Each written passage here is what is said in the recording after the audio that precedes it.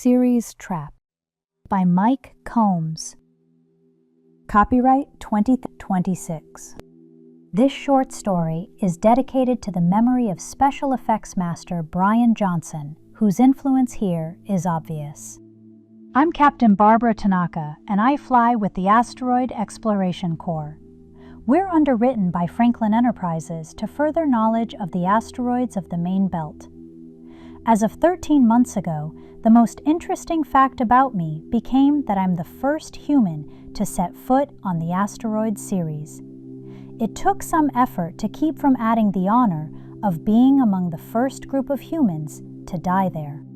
I've been in the Corps long enough to have been on 4 previous expeditions to the belt now, flying out of New Brazil, a habitat in high Earth orbit.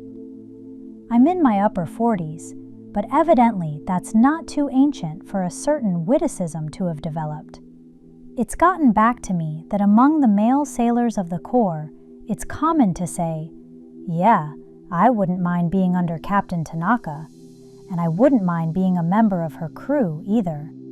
I decided a while back that as long as the suitable respect is paid to my face, to just take the compliment and chill. Life's short. I'm currently flying a ship with the slightly bemusing name Lunar Princess. Since this flight was to Ceres, my executive officer suggested temporarily renaming it to Ceres Princess. But to me, Ceres sounds just like Syrian, and Syria is a country on the surface of Earth. To avoid confusion, I vetoed that. My ship is so named because in its previous life it was a lunar surface shuttle. I can't honestly say it's a pretty boat, more like squat and flat. The Lunar Princess has 4 big nuclear thermal engines coming out of the belly. There are 5 decks, not counting the bridge. It's highly modular with 4 outboard modules which double as housings for the auxiliary fuel tanks and as mountings for 4 enormous landing legs. The legs feature oleo struts and big round feet with 4 wedge-shaped toes. A critic of our mission architecture could certainly argue the landing legs with their clawed feet were a bit of overkill for this voyage. They were designed to support the weight of the vessel in lunar gravity.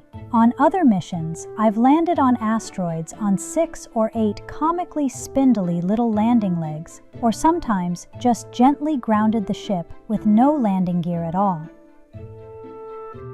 But Ceres is no ordinary asteroid.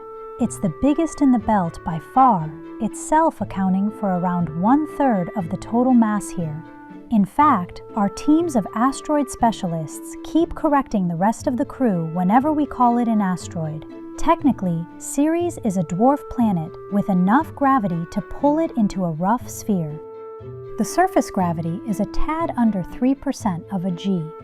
That's feeble in comparison to lunar gravity, but quite a bit more than you get from any other asteroid in the belt. Our mission planners decided better for our landing gear to be more than we need than not enough.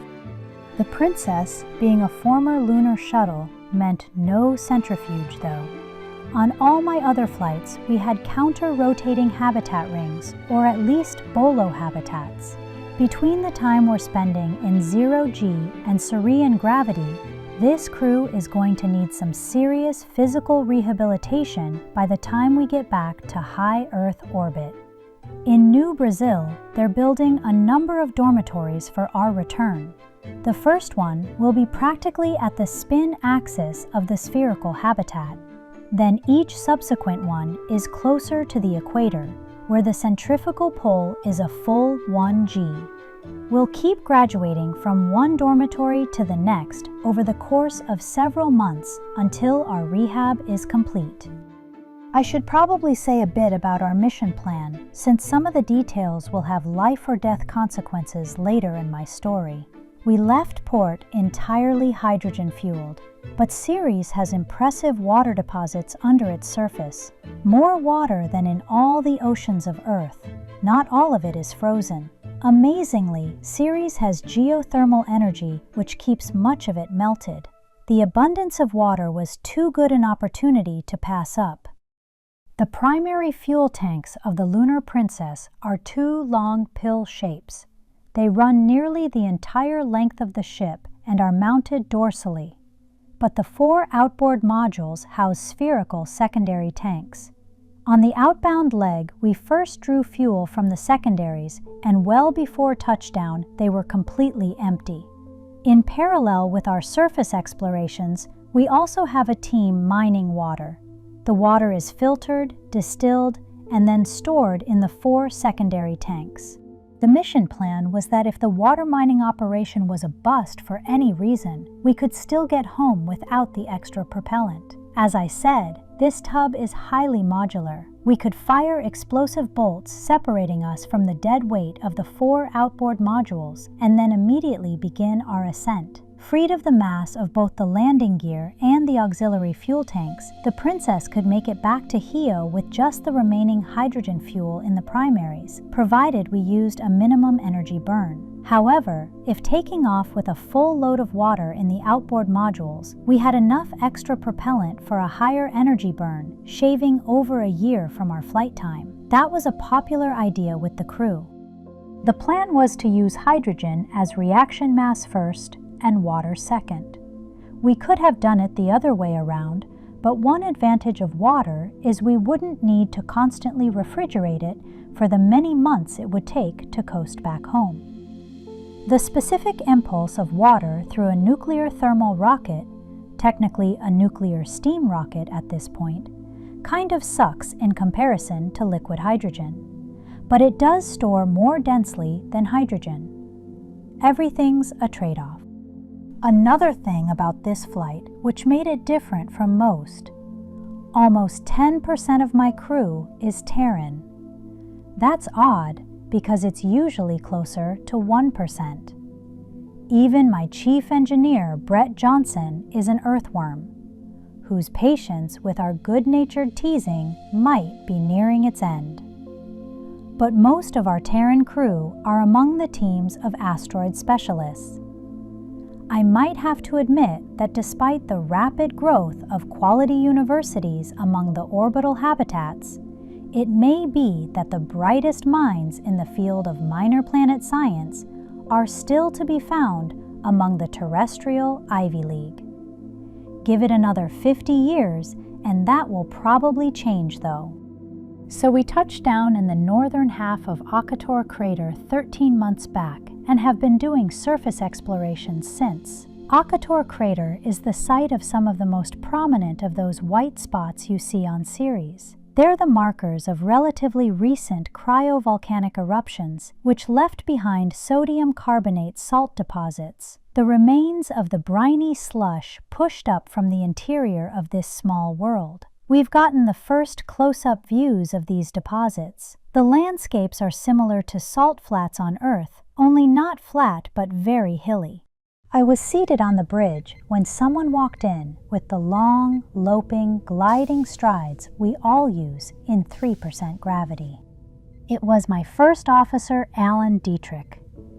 Alan is very short, on an eye level with me even, but stocky and powerfully built. He has curly dark hair, is a good officer, and is passionate about the continued expansion of humanity out into space. He walked up to me to give a report. Captain, we now have all 4 of our outboard auxiliary fuel tanks fully loaded with Cerean water. Excellent, I replied.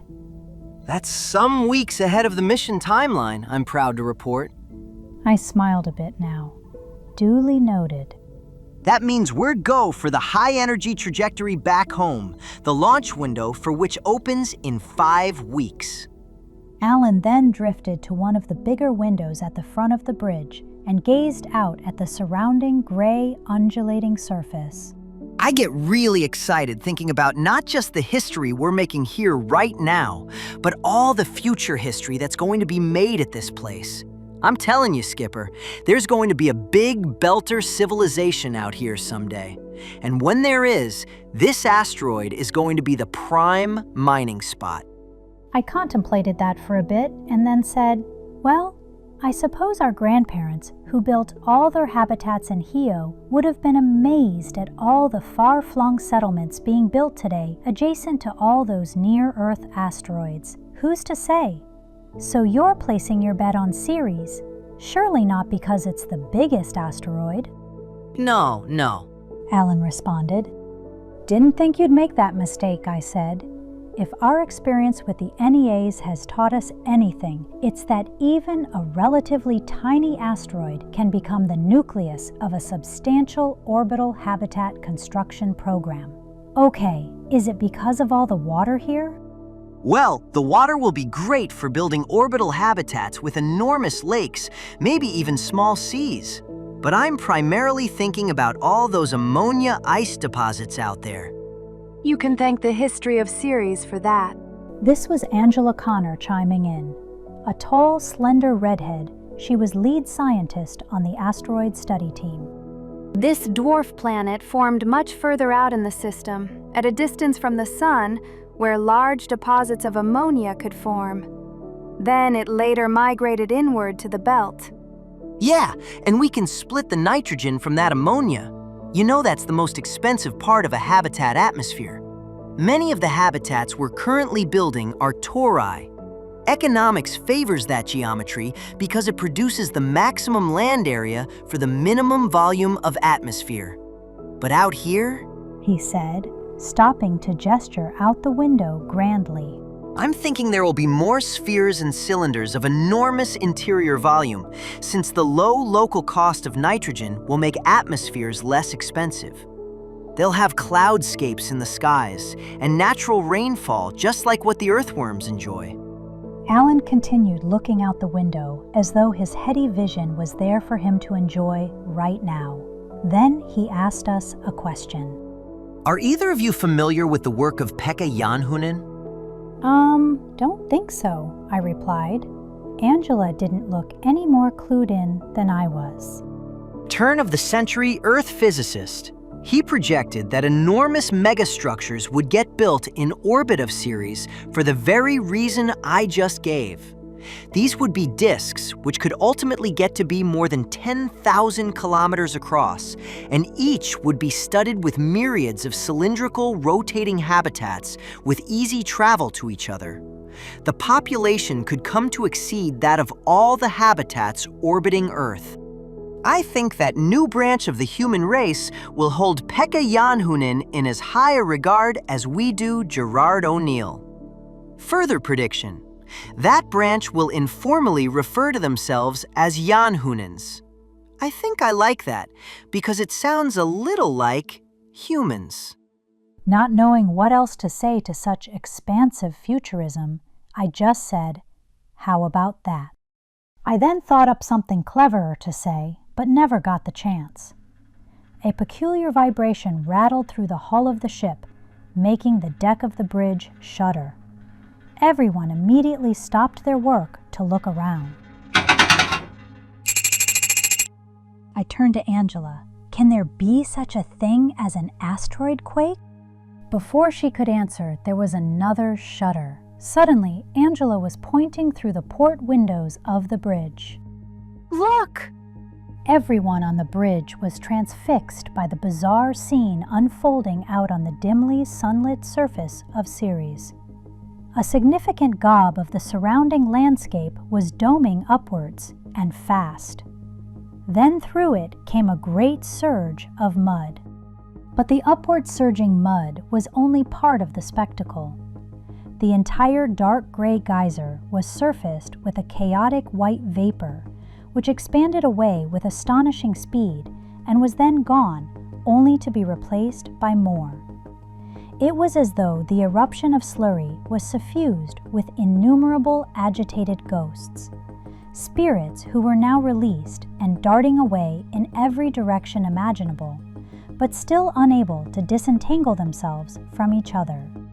Cryovolcanic eruption! I knew that this area of Akator crater had experienced cryovolcanism in geologically recent history. Apparently, it wasn't over yet. Cryovolcanic eruptions are analogous to the volcanic eruptions of Earth, But instead of molten rock, it's a discharge of briny ice melt mixed with regolith. The instant the liquid water is exposed to vacuum, no matter how cold it starts out, it immediately begins boiling and flashing to vapor. Hence the fantastic vision of phantoms dashing away in all directions. Now the view was getting even more alarming. In the 3% gravity, the slurry had taken on the appearance of a vast, slow-motion mudslide. That mudslide was now following an irregularity in the landscape and heading straight for us. "Main engine's hot," I yelled. "Lift off!" Wait, Angela said. we have exploration parties out. "We're not leaving anybody," I assured her. "We just need to get above this and then set back down again, maybe 50 meters to the east or wherever else looks safe." "Captain," shouted the pilot. "I have no hydrogen flow to the engines. Negative on thrust." Ah! Wailed Chief Engineer Johnson, who had the look of a man about to pull his hair out. The fuel pump circuit breakers are out. We were performing maintenance on the... Then realizing this was a time for action, not explanations, he broke off and dove under a console on the edge of the bridge, going up to his waist through an open accessway down on the deck. The panel, which had covered the accessway, could be seen leaning against a nearby bulkhead. The shimmering, glistening landslide of Syrian mud was much closer now and filling the windows. Hurry! Alan urged. Johnson was in past his knees by this point. I have to get my hands on them before I can flip them. Came his voice from under the console. That was soon followed by irritable swears. The steaming wall of mud slammed into the ship right at the forward port outboard module. Now the disaster had a sound, and it was terrible, all screaming metal and rushing muck. The deck abruptly shifted several centimeters under our feet. Most of the crew, still standing, would have ended up on their asses if not for the fact that 3% gravity is forgiving, leaving a person quite a few seconds to recover balance. Breakers in! Johnson shouted out. "Stand by," I commanded. The shaking and rumbling had ceased. The haze of vaporizing water was rapidly clearing now, revealing the now frozen, gray mass heaped over most all of the outboard module and even part of the main hull inside of that. There was no more movement. The new geological feature looked as solid and unmoving as any of the surrounding hills. Its dark gray surface was here and there brightened by white formations, new salt deposits left by the rapidly vaporizing brine. A long bit of silence followed as each of us contemplated the situation. A significant part of the ship was now well buried under a hill of flash-frozen mud. An absolutely horrifying thought popped into my head. I turned to Angela with an inquiry. "You said there were some exploration teams out on the surface. How close is the nearest one?" Angela whipped out her cell phone and consulted an app. Then she reported, The nearest one is over 1.5 kilometers away. We all breathed a sigh of relief. The thought of crew out on the surface close to the ship and now buried under this icy eruption was too ghastly to contemplate. At least we'd been spared that. Turning now to the pilot at the front of the bridge, I said, "Okay, I want to do this slowly and carefully. Start out at 1/4 thrust." The pilot gingerly moved his throttle upward. He also began to nudge around on the joystick a bit. This produced 1 or 2 quick geysers of vapor seen out the windows, but the ship did not budge a centimeter. "Half thrust," I ordered. The Lunar Princess started to pivot ever so slightly against the huge gray mass, but this produced an astonishing cacophony of groaning metal sounds. There was a screen at the engineering station, which I knew showed readings from the strain gauges which dotted every part of the hull. This normally green display had a sudden eruption of red. The pilot did not wait for my order and sensibly snapped the throttle back to 0 before he tore our ship to pieces. We're not going anywhere, said Alan, his normally strong voice muted with astonishment. I immediately ordered XO Dietrich, Chief Engineer Johnson, and Minor Planet Specialist Connor to the conference room. Angela Connor started the discussion by remarking that, even while knowing the odds were vastly against it, her team had been hoping they would be able to study an incidence of cryovolcanism. This prompted Alan to remark, There's an old saying, sometimes you get what you want, and sometimes you get it good and hard. He went on to say, The good news about all this is that we have 5 weeks before the launch window back to New Brazil. 5 weeks to figure out how to save all our skins. See, that's plenty of time. If this were TV drama, that would be more like 48 hours. This isn't even close enough to be exciting. I threw Alan an appropriately annoyed look and then turned to Angela to ask a question. What can you tell us about the composition of that huge mass over our port side? When that deposit of muddy regolith hit the vacuum, the water portion of it instantly began boiling and freezing at the same time, she explained. What's left is a big lump of asteroidal soil grains bound together by the frozen water left behind. So, if it's bound by frozen water, the thing to do is vaporize the ice, right? I asked my team. Then we could work ourselves free. Are there any heaters in the outboard modules? If so, let's crank the ones in the forward port module all the way up. Remember, those modules house the secondary fuel tanks. Johnson said with his slightly Scandinavian accent. They were designed to remain nice and chilly. In fact, we have systems to actively pump heat out of the tanks. Those tanks are filled with water now, not liquid hydrogen. So can we reverse those thermal loops? Pump heat in rather than out. Johnson pulled his longish blonde hair back as he mulled over the proposal. No, he responded. I don't think we could re-engineer all that out of space dock. And even if we could, we'd have to be able to get at those systems, which right now we can't. And even if we could do all that, we'd have to bring some heat source to bear, which I can't think what that would be. Can we remove some hull plating and dismount one of the nuclear reactors? Maybe move the reactor over and set it on top of the mound? This made Johnson furrow his brows a bit. Good idea, but I think an operation of that complexity would take closer to 10 weeks to implement than 5. We can't just hack away the coolant lines without damaging them, and we can't risk that. Extending the control cabling it's just mighty complicated. And the heat transfer might be less than intuition would suggest. Remember, we're in a vacuum.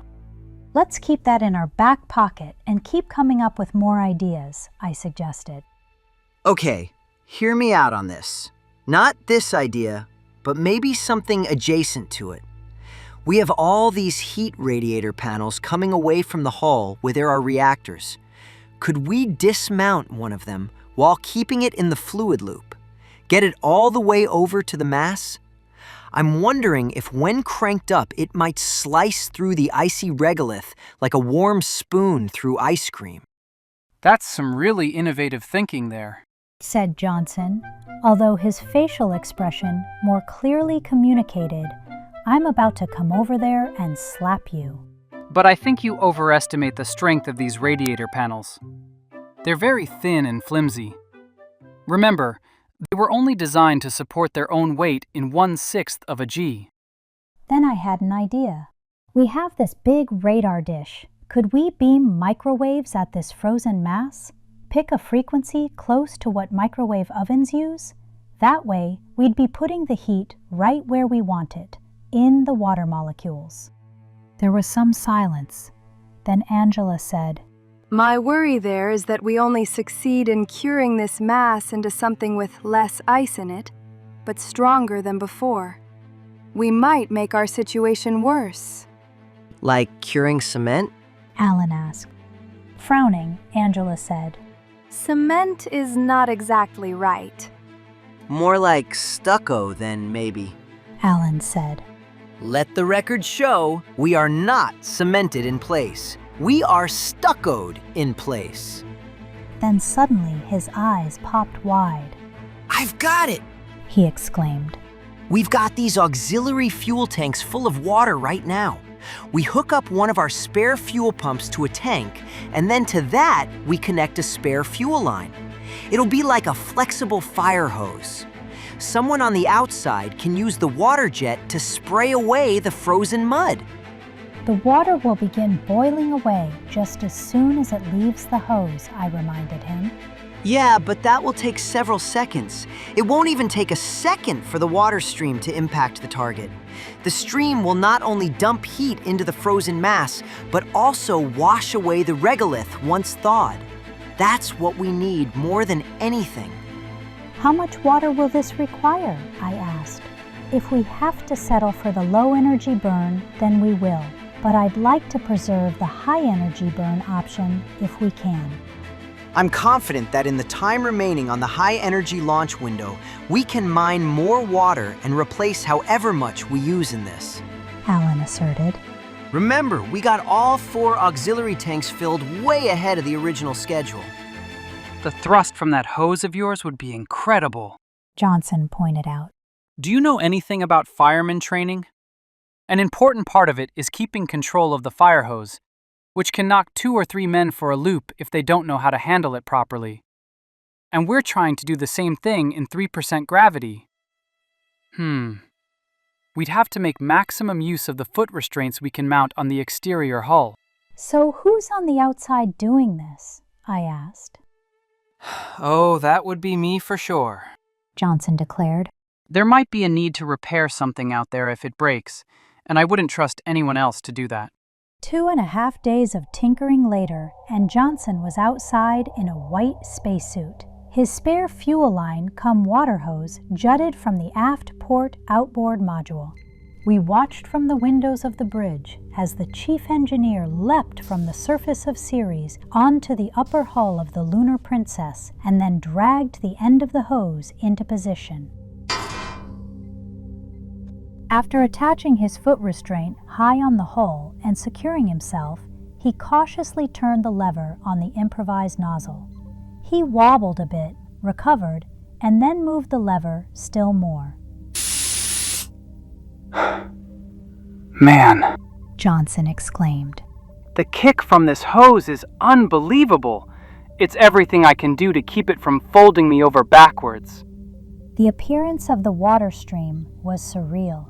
Along its entire length, and especially at the point where it impacted the frozen regolith, it was alive with dynamic explosions of rapidly vaporizing water.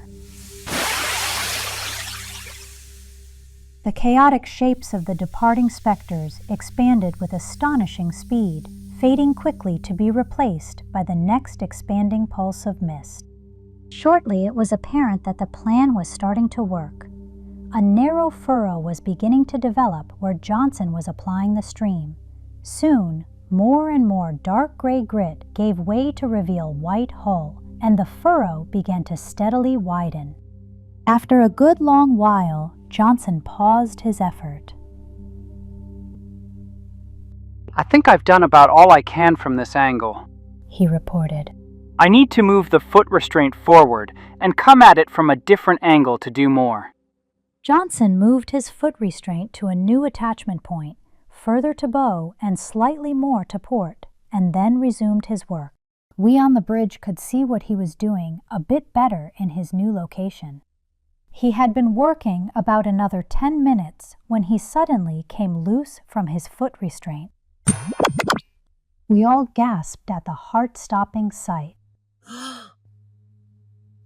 Johnson flew wildly through space to stern, but had the good sense to cut off the valve and then hang on to the hose for dear life, never losing his grip. He also had the good luck not to impact an exterior structure on the ship, although he did bounce off of irregularities on the surface of Ceres a couple of times. The regolith of an asteroid has more give than the metal hull of a spacecraft.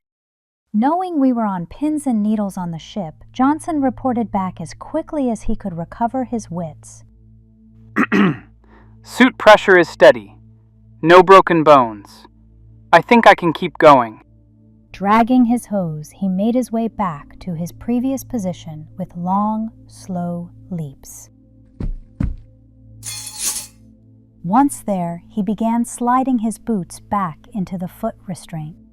I think part of the problem is that I had a hard time seeing my boots when I changed positions. Johnson said. After a while of doing this, I started noticing ice accumulation on my faceplate. It's fogging my vision a bit, and I wasn't careful with my boot placement in the foot restraint. Being more careful with it this time. Why don't you let me spell you? Said Alan. He was already in a spacesuit. No, Johnson insisted. let me get this job at least 2/3 done before I hand off to you.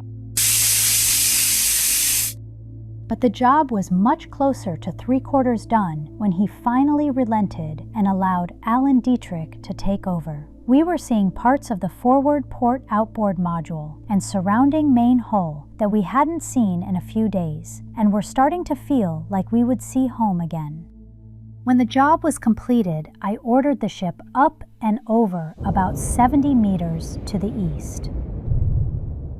Angela Connor had insisted the odds were against another eruption, but I was taking no chances. Ceres now has a new atmosphere, diffuse and dirty looking.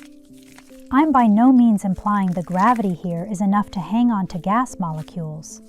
The quasi-atmosphere of Ceres was in fact composed of particles of muddy ice and grit big enough to see with the naked eye.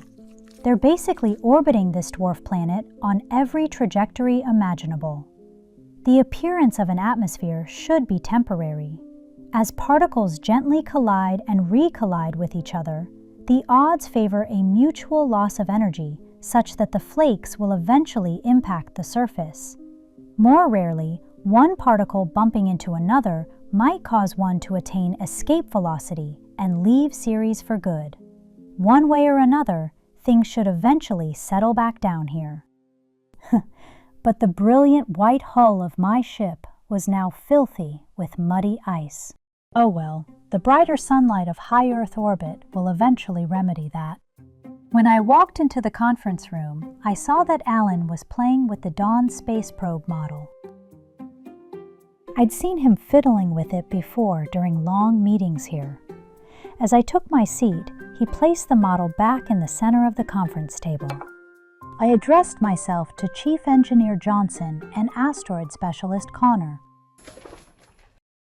Just wanted to call this meeting to thank you both for all you've done for us on this mission. I'm thinking you both deserve medals. I think we'll have to come up with a new one, though. Hey, maybe we'll call the medal Annelid of Distinctive Service. My XO said, with a big grin. One thing you have in common is that you're both earthworms. That term is very offensive to my people, Johnson declared, pointing. But I think the outrage was mock. Oh, come on. Alan scoffed. I've heard you refer to your fellow Terrans as earthworms more times than I could count. Angela was starting to chortle. My people can use that word. Johnson explained. Your people can't use that word. Okay.